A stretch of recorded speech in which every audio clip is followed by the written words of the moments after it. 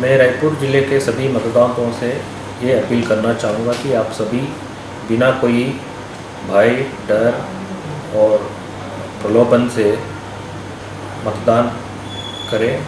ये मतदान आपका एक अधिकार है और एक नैतिक जिम्मेदारी भी है। आप स्वयं भी करें मतदान और दूसरों को भी मतदान करने के लिए प्रेरित करें।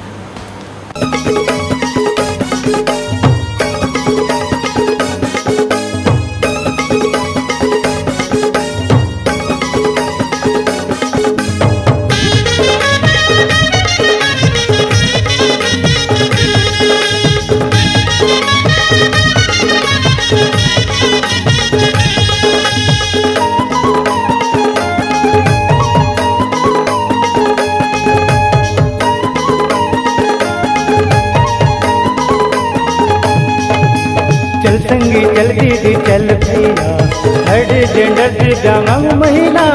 चल संगी चल दीदी चल भैया, हर जेंडर दिव्यांग औ महिला। चलो संगी हो मोटे डारे पर, चलो संगी हो मोटे डारे पर। चल संगी चल दीदी चल भैया, हर जेंडर दिव्यांग औ महिला।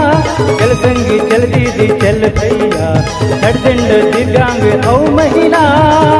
चलो संगी हो मोटे डारे पर, चलो संगी हो मोटे डारे पर।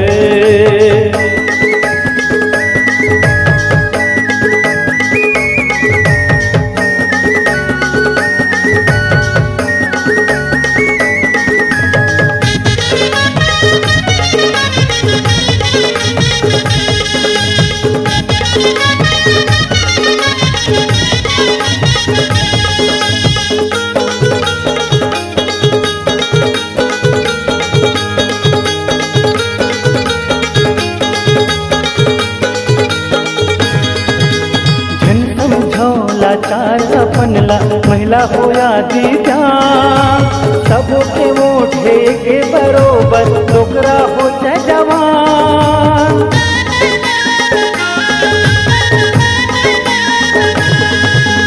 जन समझो लाचार अपनला महिला हो या दिव्यांग, सबके वोट के बरोबर छोकरा हो चाहे जवान।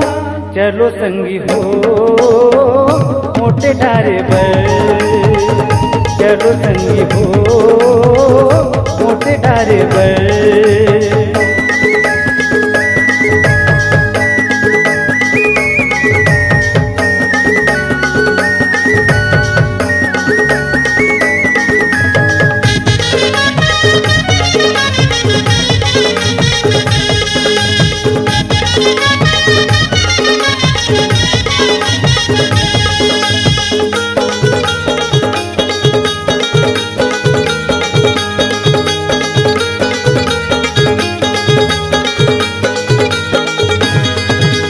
समाज की मुख्य धारा में सहयोग तुमन करो, अपन वोट के कीमत समझो, सही सरकार चुनो।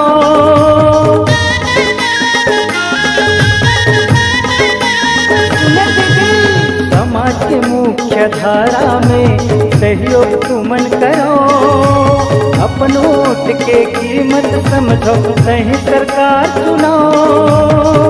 चलो संगी हो मोटे डारे पर, चलो संगी हो मोटे डारे पर। चल संगी चल दीदी चल भैया, हर जेंडर दिव्यांग औ महिला। चल संगी चल दीदी चल भैया, हर जेंडर दिव्यांग औ महिला।